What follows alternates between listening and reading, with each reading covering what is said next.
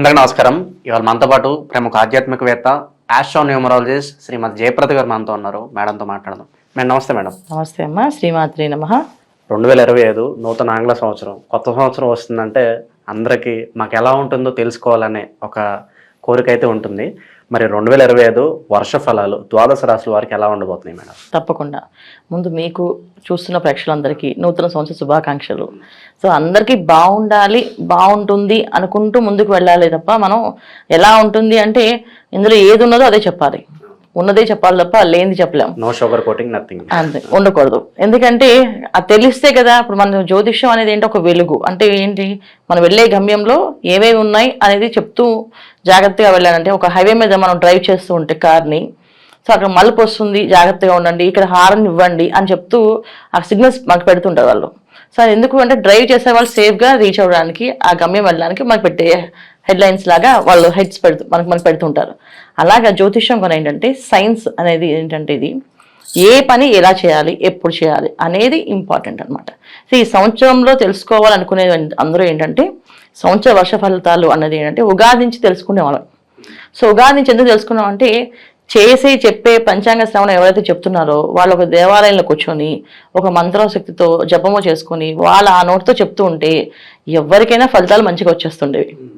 So ఇవాళ మనం ఛానల్స్లో చెప్పుకుంటున్నాం కనుక, సో అది ఆంగ్ల సంవత్సరంతో చెప్పుకుంటున్నాం, వాళ్ళు ఉగాది మన ఫలితాలు చెప్పుకుంటాం. కానీ ఇక్కడ ఏంటి, జనవరి రాగానే అందరికి ఆలోచన వచ్చేస్తుంది, ఖచ్చితంగా ఆ ఫలితాలు ఎలా ఉంటాయో తెలుసుకుందాం అనుకుంటారు. ఎప్పుడైతే ఈ ఫలితాలు తెలుసుకుందాం అనుకుంటున్నారో వీళ్ళందరికీ ఏంటంటే కొన్ని విషయాల్లో బాగుంటుంది, కొన్ని రాసుల వాళ్ళకి, కొన్ని రాసులకి కొన్ని ఇబ్బందులు ఉన్నాయి. అయితే ఈ ఇబ్బందులు ఉన్న వాళ్ళు జాగ్రత్త పడ్డము, పరిహారం చేసుకోవడం, బాగున్న వాళ్ళు బాగుంది కానీ దూసుకుని వెళ్లకుండా జాగ్రత్తగా వెళ్ళడం, ఇవి చేసుకుంటూ వెళ్తే అన్ని అనుకూలంగా ఉంటుంది.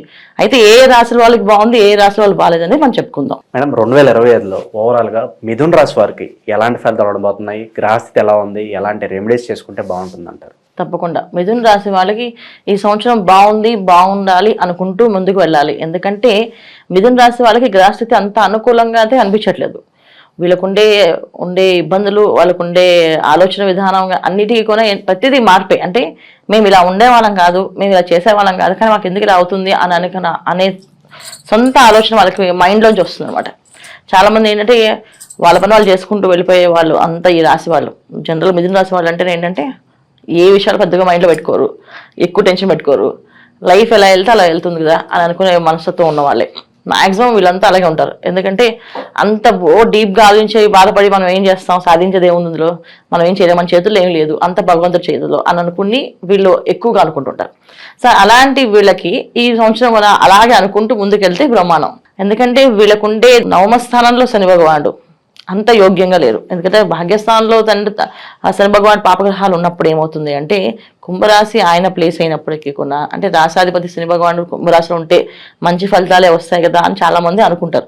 కరెక్టే, కానీ మంచి ఫలితాలే వస్తాయి. కానీ మిథున రాశి వాళ్ళకి ఎటువంటి ఇబ్బందులు వస్తాయంటే ఆయన అక్కడ వచ్చేసాను భాగ్యస్థానం అయింది. ఆ స్థానం ఏంటంటే ఏవేవి ఇబ్బందులు ఉంటాయి వీళ్ళకి అంటే తండ్రితో విరోధాలు, బంధువులతో కాస్త విరోధాలు, తండ్రి తరఫున బంధువులతో కానీ వాళ్ళతో కానీ ఇబ్బందులు. ఎందుకంటే ఇక్కడ 9th హౌస్లో శని భగవానుడు, దశమ స్థానంలో రాహు, ఈ రెండు గ్రహాలు కూడా ఏంటంటే ఒక మాయని కలిగించి తెలియని ఒక అహంకారాన్ని కలిగిస్తాయి. రాహు ఏం చేస్తారంటే మనకే తెలియకుండా ఒక అహంకారం వస్తాయి. అంటే మాటలో కానీ కొంతమంది చూడండి ఒక స్మైల్లో కూడా అహంకారం కనిపిస్తుంటుంది.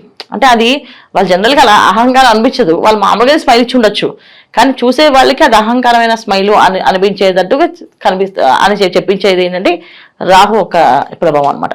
సో దశమస్థానంలో రాహు.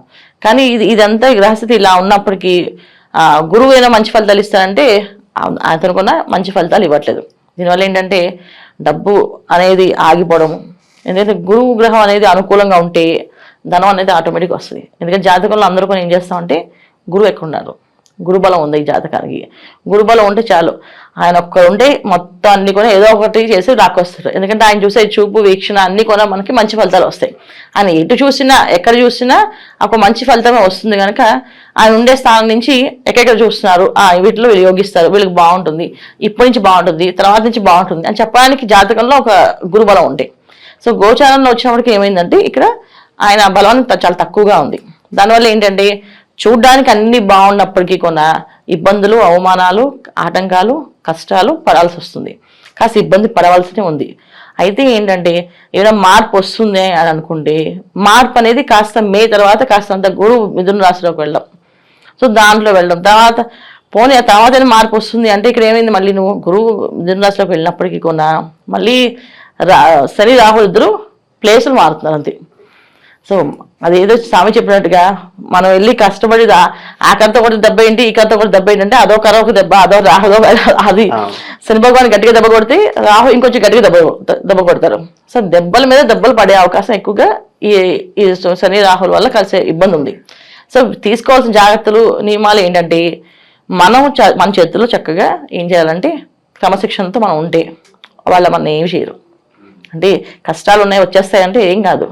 శని భగవాన్ ఎప్పుడు కొన్నా క్రమశిక్షణకి అధిపతి. అంటే వాళ్ళు డిసిప్లిన్లో ఉంటే ఆయన డిసిప్లిన్ పెట్టడు, మనం డిసిప్లిన్ తప్పితే ఆయన డిసిప్లిన్ పెట్టడానికి ట్రై చేస్తాడు.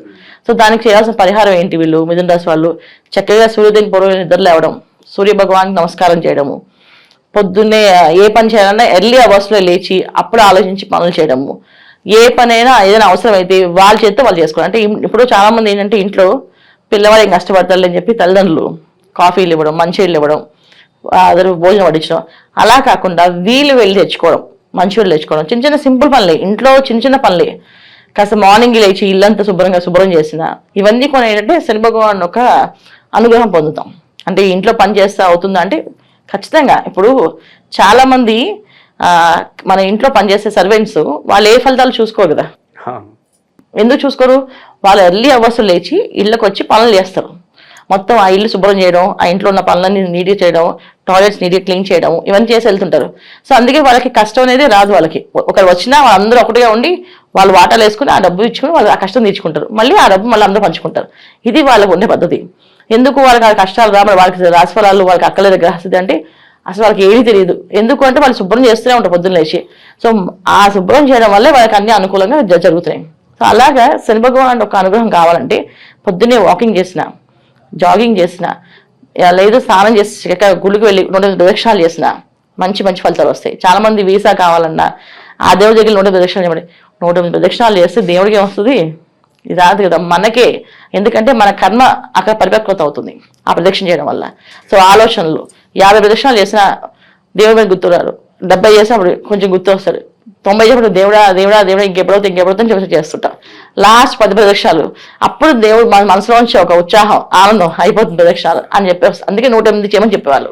ఇప్పుడు అందరూ 11, 5, 3 చేస్తున్నారు, కానీ 108 ప్రదక్షిణాలు దేవుడికి ఎప్పుడు చేసేది.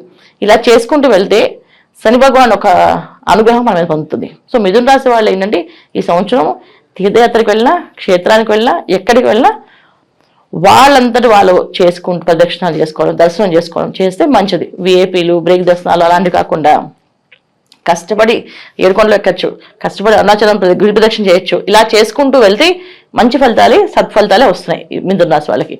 సో ఎందుకు ఇంత విధంగా చెప్తున్నానంటే ఆరోగ్య విషయంలోని ఇబ్బందులు ఉన్నాయి, ఆర్థిక విషయంలోని ఇబ్బందులు ఉన్నాయి, వివాహ ప్రయత్నాలు చేసే వాళ్ళకి ఇబ్బంది ఉంది, లేదు ఉద్యోగ ప్రయత్నాలు చేసే వాళ్ళకి కాస్త ఆటంకాలు ఉన్నాయి, ప్రమోషన్ వస్తాయి అనుకున్న వాళ్ళకి వీళ్ళని వదిలేసి పక్క కింద వాళ్ళకి ఎవరు పిలిచి వాళ్ళు ప్రమోషన్ ఇస్తారు, అది ఇంకా బాధాకరమైంది.